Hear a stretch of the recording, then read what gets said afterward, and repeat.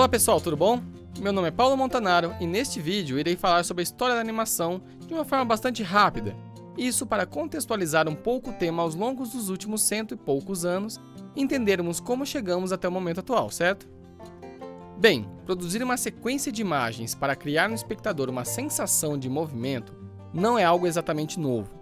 Do thaumatrope ao teatro óptico, dentre outras inovações tecnológicas do século XIX, a humanidade sempre se interessou em dar vida animada a figuras, fotos e ilustrações.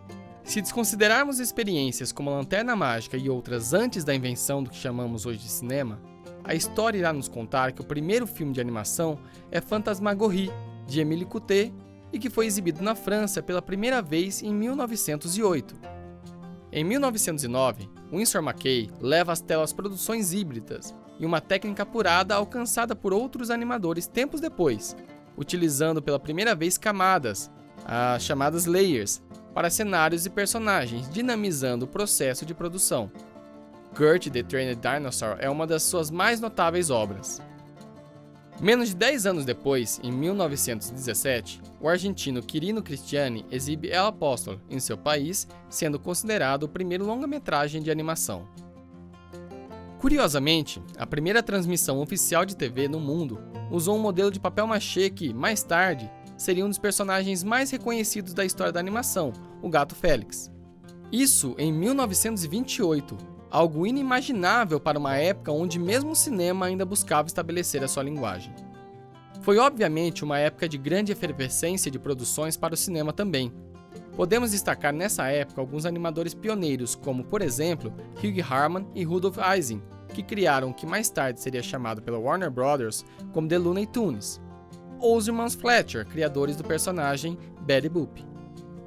Outro entusiasta de grande destaque em seu tempo foi Ub Iwerks, inicialmente sócio de Walt Disney, mas que com o fim da parceria desenvolveria personagens menos conhecidos do grande público, como Flip the Frog. Mas o grande boom popular da história da animação viria com o próprio Walt Disney, que mais tarde seria reconhecido como uma das maiores referências de todos os tempos no que tange a animação com personagens icônicos, dentre eles o Mickey Mouse, cujo curta Steamboat Bill é um dos marcos dessa trajetória.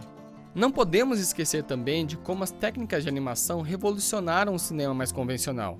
Se hoje temos a tal da computação gráfica invadindo os efeitos visuais dos filmes de pequeno ou grande orçamento, a técnica de stop motion era uma grande aliada do cinema fantástico e provavelmente o maior símbolo disso seria King Kong, de 1933. Em uma época onde o cinema de animação já ganhava notoriedade e mercado com a exibição de curtas, Disney encontrou nas animações de longa-metragem seu diferencial, ainda que não tenha deixado seus personagens icônicos de lado. Assim, enquanto a MGM ganhava espaço no mercado com animações como Tom and Jerry e liderava o mercado de curta-metragens durante as décadas de 1940 e 1950, o pai do Mickey Mouse inova com o longa-metragem Branca de Neve e os Sete Anões, em 1937, que se torna reconhecidamente o primeiro longa de animação totalmente sonorizado da história, seguido depois por Dumbo em 1941 e Bambi em 1942.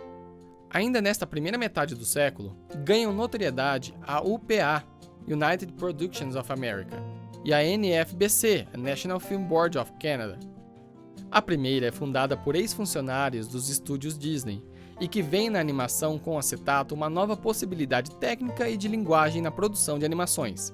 Trabalharam como pioneiros na animação publicitária para a recém-criada televisão e são idealizadores de personagens bastante conhecidos na época, a se destacar o Mr. Magoo e Gerald McBoing. Já a segunda é idealizada sob uma postura de liberdade de criação de sua equipe, atraindo animadores de todas as partes do mundo e se tornando um celeiro para experimentações e inovações de linguagem. Na Europa, durante os primeiros terços do século XX, foram várias também as iniciativas de construção de animações que fugiam do sistema comercial de produção norte-americana. A realidade política daquela região é facilmente identificada também na sua produção, sempre de cunho mais independente e de fortíssima temática social. A técnica de stop motion, já bem conhecida desde as experiências de Georges Méliès e dos filmes de Hollywood, ganhou força nesses países, criando um grande legado que mais tarde se tornaria a identidade dos animadores da região, influenciando artistas no mundo todo até os dias atuais, como o atuante Tim Burton. Um dos maiores reflexos desse legado na Inglaterra é a Aardman, que fez, por exemplo, Wallace e Gromit e A Fuga das Galinhas, para ficarmos nos mais conhecidos. As décadas de 1950, 1960, 1970 e 1980 marcam uma certa decadência do cinema de animação, ao mesmo tempo em que a técnica encontra na TV e no formato seriado um ótimo celeiro para a produção. Ainda que muitas sejam produzidas originalmente em película para serem exibidas em salas de cinema, é na televisão que encontram seu público, e muitas são reprisadas até hoje.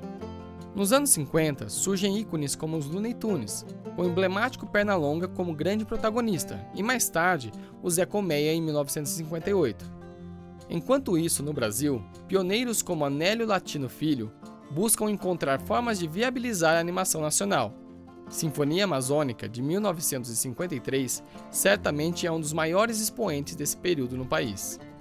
Já nos anos 60, séries como Os Jetsons, de 62, Corrida Maluca, de 64, Os Herculoides, de 67 e Scooby-Doo, de 69, ganham vida e certamente muitos de vocês devem ter visto vários deles na TV, já que os direitos foram renovados por décadas.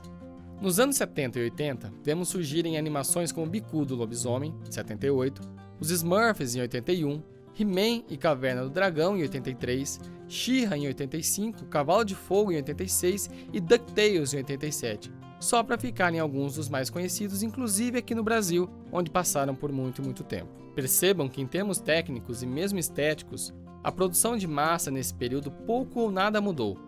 Há uma acomodação nas produções do período como produtos similares entre si, que buscavam o mesmo mercado e disputavam o mesmo público. Mas essa história não termina aqui. As décadas seguintes reservariam algumas das maiores revoluções da história do audiovisual. Então, a gente se vê na segunda parte desse resumão. Até mais!